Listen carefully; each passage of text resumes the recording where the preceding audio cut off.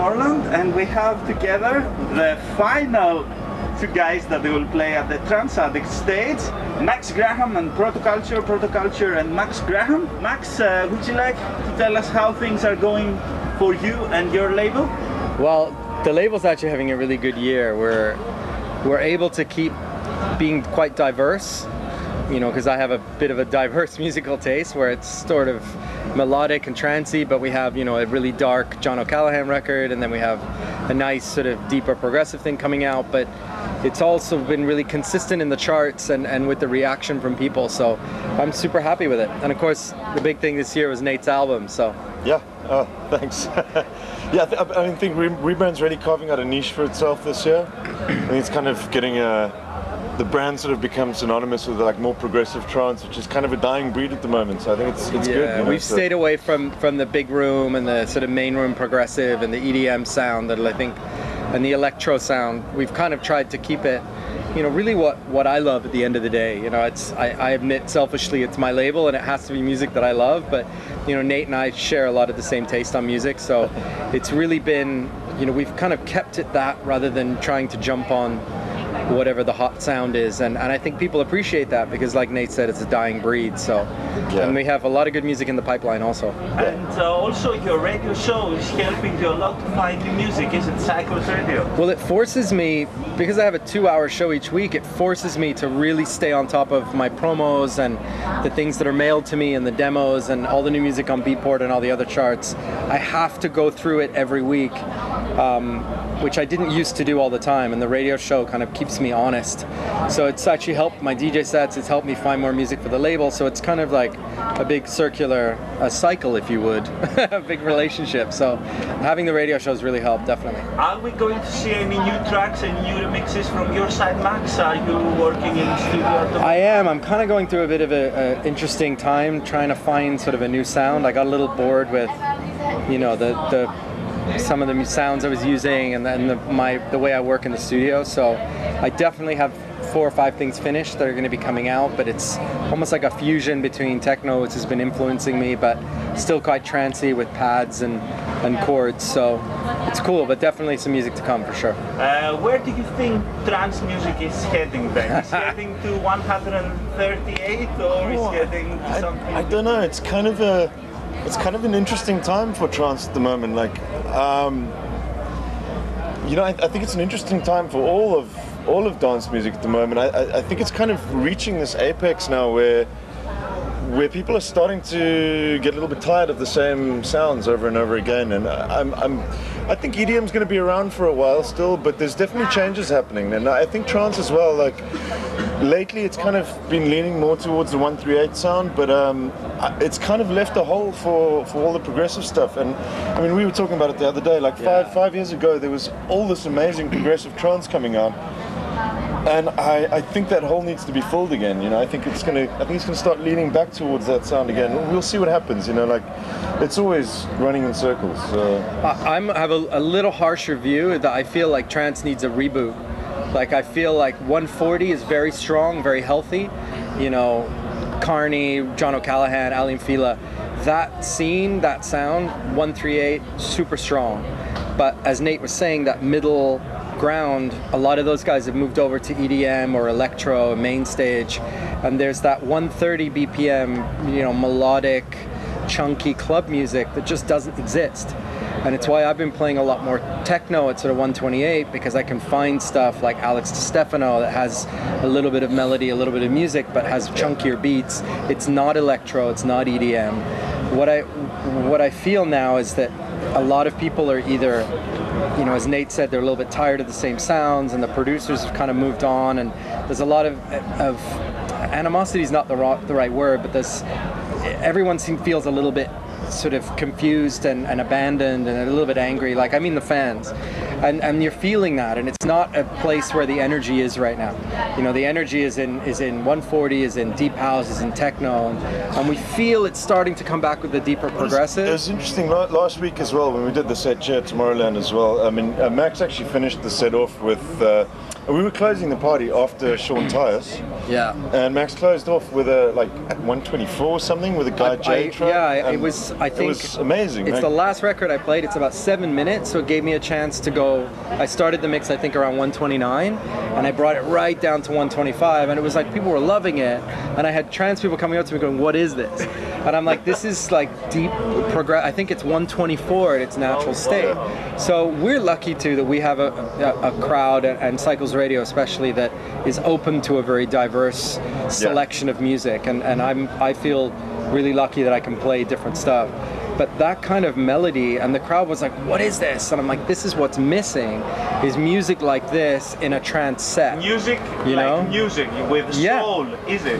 Yeah. I mean, you know the song. I think everyone watching knows the song by now, and it's Dizzy such Moments, a great. Yeah, it was Guy J. Dizzy Moments. Such a great, beautiful melodic. The same chords that are used in a million trance records, just with a very organic beat, very slow and sexy and groovy, you know. And that for me is like I feel so much more comfortable playing that right now than I do playing sort of like electro-based trance. It just doesn't suit me personally. Okay, so let's talk a little bit with Protoculture. So music is not only mathematics then for you. Yeah. Actually, the name of the album, it was something I'd heard in a sample ages ago, but I really loved the idea of it. You know, like. Music, it is pretty much mathematics. You know, it's described by notes and maths basically, but there's something more to it. You know, and that's really something I wanted to show in the music. You know, I didn't want it to be music by numbers. It had to have that core emotional element to it, which was important to me, and I loved the name for that. You know. Are you satisfied with your album then? Yeah, you know, I was quite surprised with it. Like there was a couple of tracks which I expected to do well, that were a little bit more. You know, along the lines of what everybody's listening to these days. But the big surprises for me were tracks like Talisman, which for me was a really special track. It was something different, but I didn't expect it to do well, and we landed up, I think, on #1 on the Beatport Trance charts. I think this is a really interesting angle. We talked about this today, and this is for producers out there, and I went through this with Evil ID and stuff, and Nate had, you make an album and you make some tracks you think are going to do really well, and you have, Assad and the charts and this and that in mind. Then you make some tracks where you're like, I'm just making this for me. And as you said, the ones that got the most connection with the fans were the ones he made for himself. Not the ones where you try. And I had this, famous interview with Armin where I said I really got stuck in this rut of saying, okay, I need to hit the charts, I need to, Beatport Top 10, it's got to be a vocal, it's got to be this. And then I went and made Evil ID, and I was like, I'm going to do something for myself, no one else. And it ended up being way bigger. One of the biggest tracks of the year. Just goes to show, we've both been around for, more than 10 years, and we still go through being in the studio and thinking, this is going to be a hit, this is going to be for me, and being completely wrong. So do what you love. I think people are so eclectic now. They know music. Do what is natural to you, do what you love, do what you want to play, and people will connect to that through you far more than you trying to make what's popular or what fits, Yeah, no, for sure. And from the album, would you like to choose any tracks that you think for me, more special for you? For me, Talisman was a big one for me, but one track that was special for me was Vertigo with Ilyana Harkavy. There was just something special about the vocal, and the lyrics for her were quite personal, quite a hard time that she went through, and that it shows in the vocal, and it's not the big dance track of the album. I don't think it will ever get much club play, but then also the other one for me was actually the outro of the album. I just had a baby 3.5 months ago. And while my wife was still pregnant, we went for the sonogram, and I actually sampled the heartbeat of my unborn baby girl, and that's the rhythm in that track. So that was quite a special track for me. What's the first song on the album too? Across an Ocean of Stars. Yeah, that's just an ambient track. Awesome, yeah. Awesome. The chords in that you could turn into like a full-on track. We're working on something like that for the remix album. You were the first person that checked out the album then. I was, yeah. Yeah. I was, and I emailed him about that song right away. I send Max everything to. I'm lucky. I get to hear like the half-finished clips, the things you guys will never hear, and I get get to hear the bad stuff too, and he gets to hear my bad stuff. The stuff where you're like, ooh, I listen back and I don't think we're gonna do anything with that. And we all have them. So no, but I mean, you know, he's the only person that I really don't. I'm really picky with what goes on the label. Like I'm really hard on Solid Stone and Johan Malmgren. I'm like, no, we're gonna change this, we're gonna move that, or that's not good enough. And with Nate, he has free reign to release whatever he wants on the label because I have that much faith in him as a producer. I mean, he's helped me with tracks, so he's kind of the guy I go to and I'm like, does this work or not? So he can, you know, pretty much put out whatever he wants. But I do get to hear it all first, but I don't really have a say, or I choose not to have a say in that we're going to release this or not. You know, he can put out whatever he wants on Rebrand. So, are you going to stay in South Africa, or are you going to move in Europe? We're trying to relocate to Holland at the moment. Oh, that's good. Yeah, I'm gonna miss South Africa, but I'm not moving here permanently. I think the plan for us is to actually spend the summers in South Africa, and then the rest of the year in Holland, just because it's much easier for me to travel here and play all the festivals. Huh? Yeah, and I love Amsterdam. It's an amazing city. A lot of nice people there as well. For the album, you had some vocal tracks. Are you confident to work with vocalists and singers? Yeah, I'm a little bit different when I do vocals. Like a lot of guys actually write the backing tracks and then send that out. I think Max as well. Like I like to work with vocalists who actually have vocal parts done already, because I like to write a track around the vocals. 100%. But that said, like, yeah, I think all the vocals did really well. I really enjoyed working with Christian Burns. He's an amazing artist to work with, super professional. Jennifer Renee was great as well. Trisha McTeague, she was a new artist that we'd work with. And then yeah, the vocal with Ilyana was really special for me. That one actually, it was a track that she'd started and they'd never finished it, and she sent me the vocal and I was like, wow, this is perfect. I've got to have this, you know. So, and then we just made it work, you know, and it turned out to be a great track. Are you going to release any new singles from the album? Is there? Yeah, the track with Lynn Olsen we might do as a single, but we're working on a remix album now as well. Oh wow! So tell us a little bit about it. I don't have much more info for you about that right now, but top secret. Yeah, hopefully before the end of the year we'll have a whole album full of remixes, and then we have another album coming beginning of next year, but I'm not going to say anything else about that right now. Okay. It'll be a new brand that we're launching at the beginning of next year. Wonderful. So, yeah. And which are your favorite remixers? Can you pick us some of the remixers that they will appear? There's so many. Like what I will say is we've got some pretty good stuff lined up, like really interesting choices for the remix album, but it's still early stages. We haven't confirmed anything yet, so okay. Yeah, we'll have more info soon. Okay. And what about you, Max? Are you going to have a new compilation coming? It's always like once a year, or Cycle 6? Yeah. Will be probably in January. We were going to do a single CD for the summer, but we've been too busy. Armada's been busy. I've been busy touring. I have to say, I think we're both having a pretty fun year touring, and you know, like we're in Ibiza this year. I don't know about you, but the most I've been in my career is this summer. So it's kind of crazy.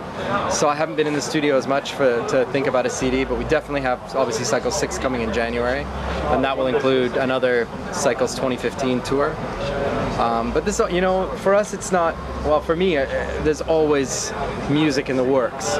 You know, I haven't done an album, I've only done one in my career. I'm not really an album guy. I'm always sort of releasing whatever I have at that time and kind of always changing direction and going all over the place. So I'd love to do another full artist album, but I don't know when that's going to happen. So, would you like to tell your key to happiness?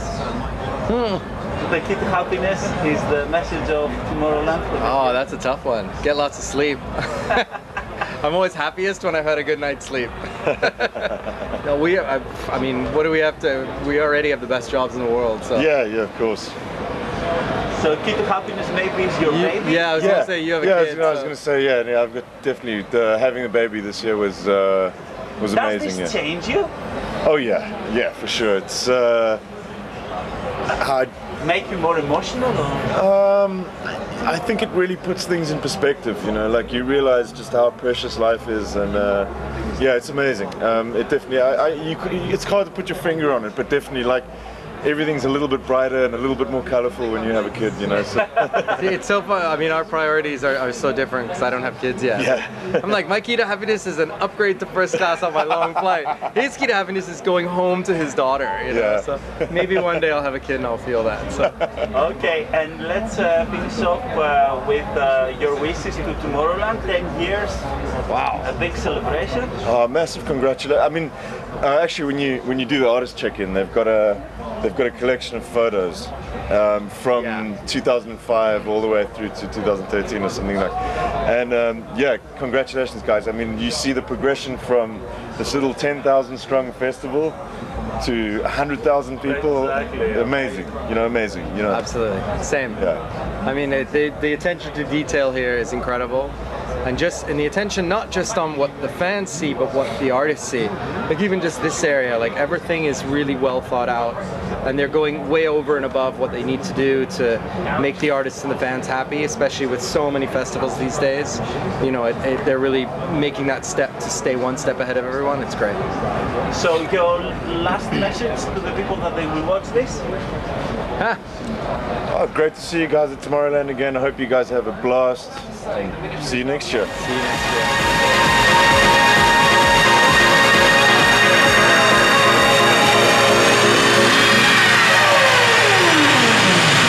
Music is more than mathematics.